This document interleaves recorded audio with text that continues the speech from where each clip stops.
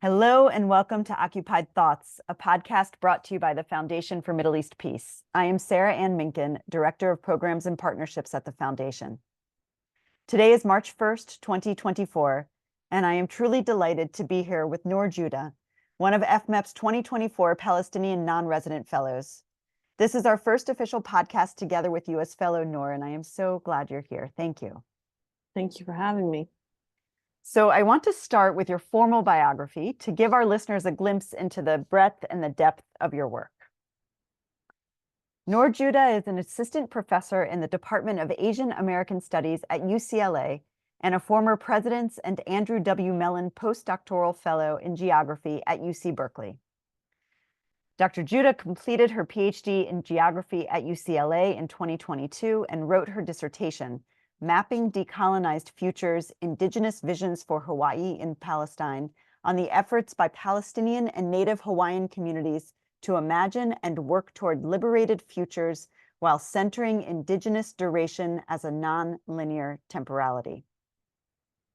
She also has an MA in Arab Studies from Georgetown University and wrote her MA thesis on the role and perception of exile politics within the Palestinian liberation struggle, in particular among politically active Palestinian youth living in the United States and occupied Palestine. And for anyone wondering or worried, we're going to come back to the language of the dissertation to unpack that in non-academic language. But first, before we get there, Nour, I want to ask you my first question for you, so not in the language of your professional biography. Will you please tell us about yourself? Where are you from? What do you want listeners to know about you as a scholar, as a researcher, as a person? Thank you. Yeah, thank you. I came to the States, to the US when I was 5. I was born in Saudi Arabia. My parents were working there at the time. Both my parents are Palestinian. We are from a village in a depopulated village in Palestine called Isdud, about 25 kilometers north of Gaza. The entire village, minus a couple of families, fled to what is now the Gaza Strip. And then our families have been there and throughout the region since. My father was a history professor, and he was teaching in Saudi Arabia in the late 70s and throughout the 80s when I was born. And during the first Gulf War, as a politically active Palestinian, he was considered persona non grata and was one of the hundreds of thousands of Palestinians who were who had their work contracts canceled and who were deported in some capacity from the Gulf. Of course, most of those Palestinians were in Kuwait, but you did have several in other countries, including Saudi Arabia. And so we came to the US when I was 5, and I grew up in Tennessee, actually. So in a lot of respects, I consider myself a Palestinian Southerner, which is nice because I'm a Southerner in both places. I'm a Southerner in Palestine, and I'm a Southerner in the US. And I'm really grateful in a lot of ways for having grown up in that region in the US. I think a lot of my Palestinian American friends and colleagues grew up on the East Coast or West Coast. And in a lot of ways, I'm glad that I didn't. I think when I was younger, I had a bit of envy to not have grown up amidst a larger Palestinian American community. And as I got older, I realized that I think it gave me a better perspective on the US to have grown up in the South, to understand the US in particular ways that I think my East and West Coast cohorts perhaps did not. I found that it also allowed me in a lot of ways to be more confident in who I was as a Palestinian. I was growing up in a house where my father was a Nakba survivor and my mom born during the Nakba. For most of my generation, those individuals in their lives are their grandparents. For me, it was my parents, as the youngest of 5 kids. had a bit of a different kind of age dynamic happening in my immediate family. And I never had this sort of question or crisis of feeling the need to prove my Palestinianness, or being conflicted about how American or how Palestinian I was at any given moment. I was always very comfortable and aware of the fact that the only reason we were in the US was because we couldn't be home. And I knew that that wasn't just my parents' story, but that was my story as well. So that's where I grew up in the US. And then after undergrad in Tennessee as well, I ended up on the East Coast for many years. And then eventually came to out here to California, and have now been spoiled by so much sunshine that I'm not sure I'll ever be able to withstand winter again. Thank you for all of that. I'm glad you got the sunny days. Yeah, me too. I'm from Atlanta, and at some Yeah, point there you go. we'll have a conversation about translating the South to people who are not from the South, what it means to Yeah. be able to talk to people across lines, to not expect that we're Yeah, I mean, surrounded by people who agree with us. after I left Tennessee, the first place I moved was DC, and I was working as a canvas director for progressive or nonprofit organizations. And every time I would tell somebody that I was from Tennessee, they always had this kind of look on their face of, "Oh my God, how was that? What was that like?" And meanwhile, I was running a canvas fundraising office in DC, and I was thinking about where I could send my which zip codes I could send my Black canvassers to without them getting the cops called on them. And I was baffled by the sort of disconnect between where they were living. And I was like, "Are you serious? I can't send half of my canvassers to certain zip codes in DC because I don't want them to have to deal with the cops or put them at risk." I was like, for better or worse, I didn't think twice about where I sent canvassers in Tennessee.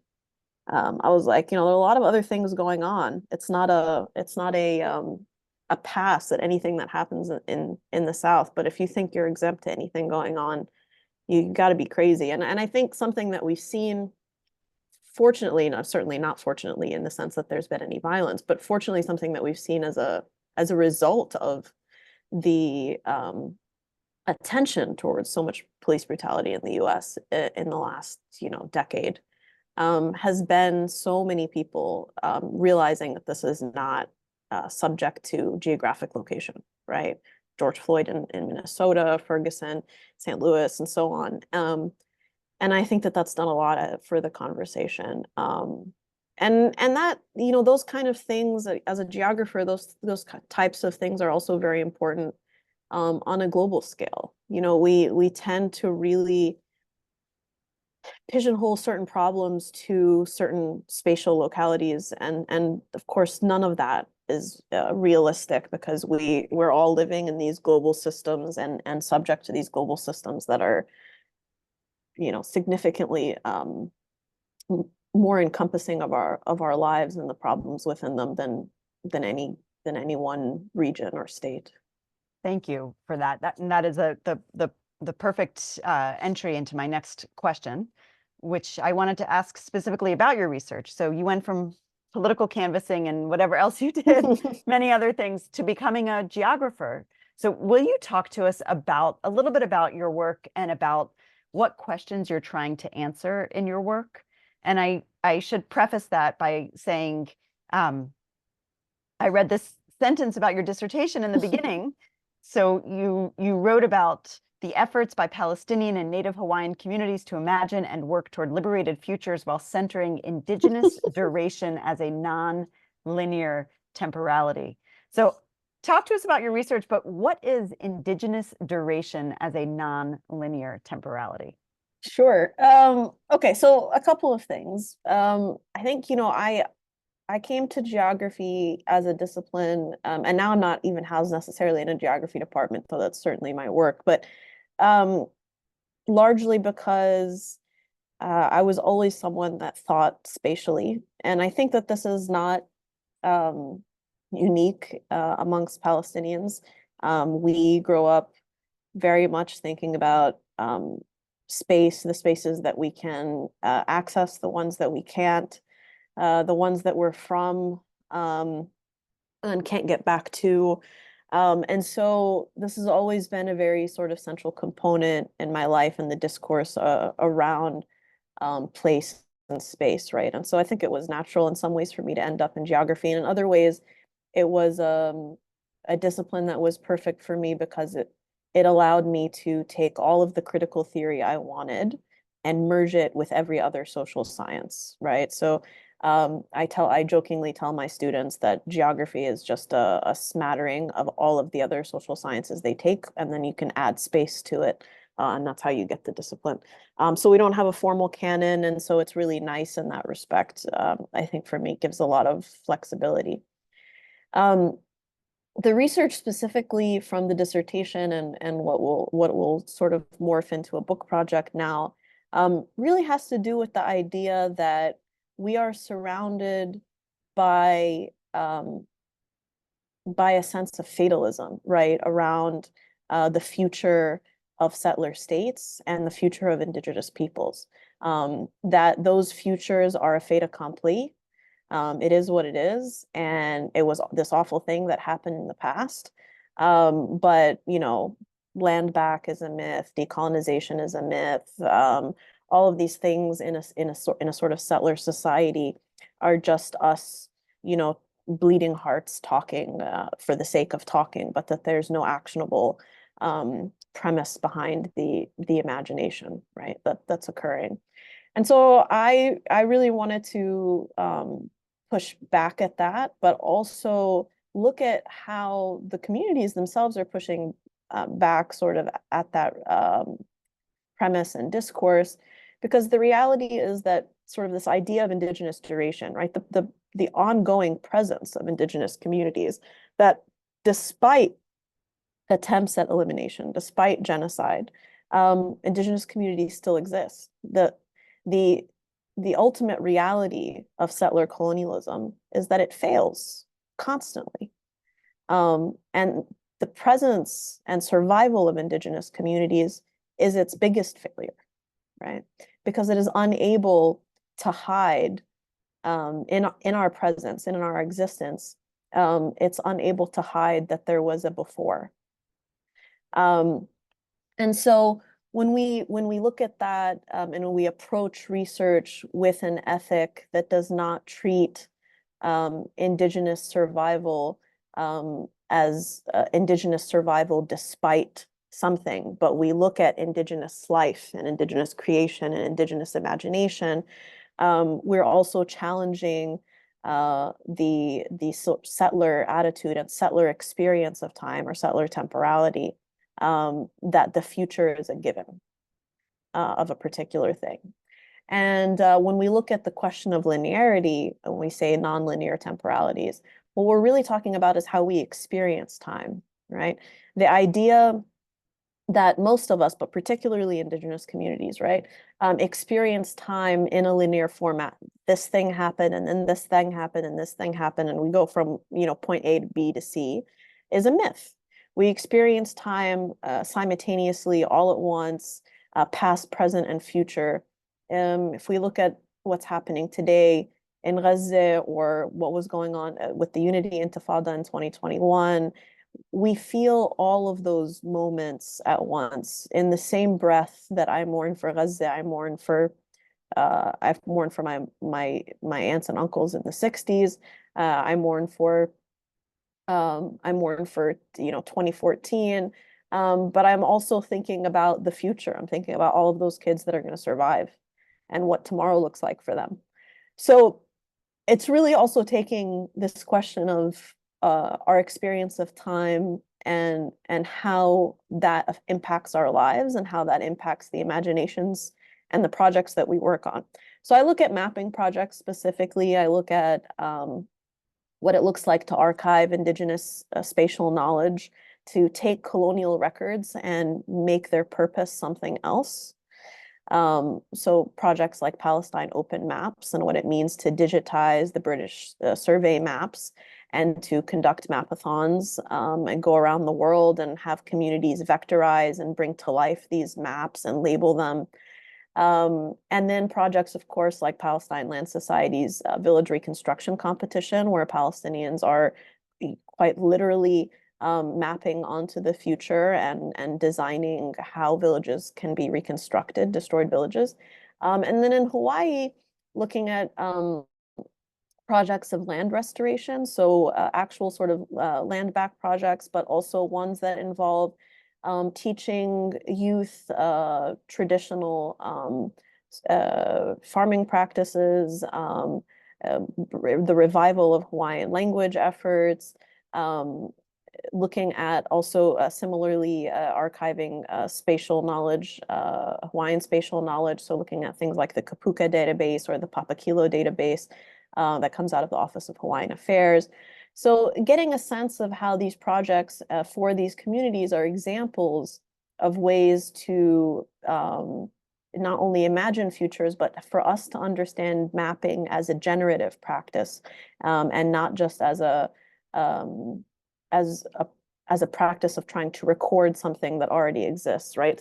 Thinking outside of the idea of maps as just a reflection of data, but understanding that maps are dynamic and emergent, and that every time that I use a map or that you use a map, that process itself is a mapping, and that it looks different from me to you.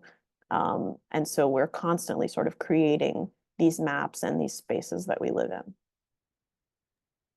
Thank you. I hear that this seizure of the agency and the power in mapping and making it a generative and creative process in what you just talked about. And the thing is it's always been a generative process. It's just a matter of the fact that we haven't always examined that aspect of it, right? And we make assumptions about even with colonial mapping, we make assumptions about what it is necessarily reflective of. But when you look at something like colonial mappings, yes, there's the question always, of course, of how those maps are used after the fact and for what purpose. But the process of creating the map, for example, was often done using, quote unquote, native informants or local informants. And so there is also a significant amount of indigenous spatial knowledge that exists within those colonial mappings as well. It's not as if it's void of that. So finding ways to sort of reclaim that knowledge and repurpose it is a huge part of this as well.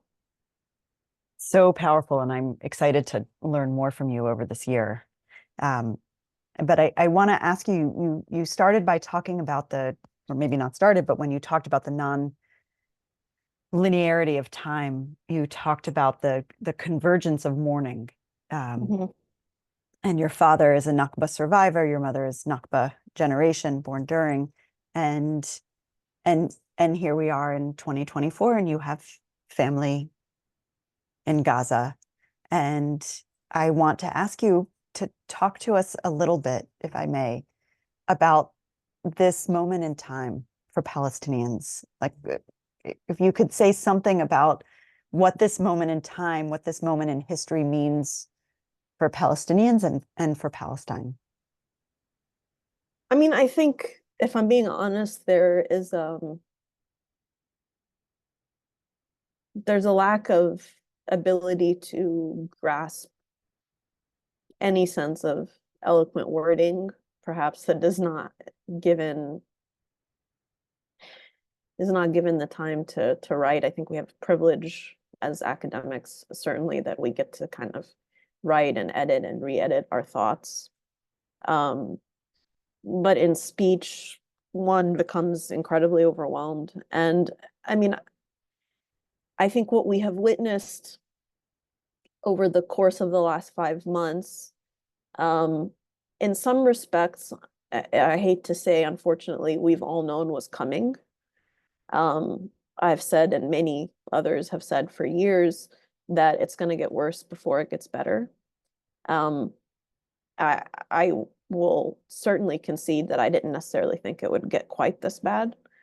But we all knew it was going to get worse before it got better. And, Israel executing what should shock anyone is not Israel executing its ongoing logic of elimination, which it has been doing, which has been conducting since day one of the formulation of Zionism, even as a concept. But the blank check that it's getting from the world to do so is something that requires an entirely separate reaction. So I think to some degree there is a level of shock and mourning and despair over the last 5 months. And on another level, I think we are all completely unsurprised, and even unsurprised by the reaction of mainstream media, of the reaction of, unfortunately, some of our colleagues in whatever field or beyond academics, for that matter, wherever you work, whatever sort of your profession is. But I think for Palestinians, in so many ways, this is a moment of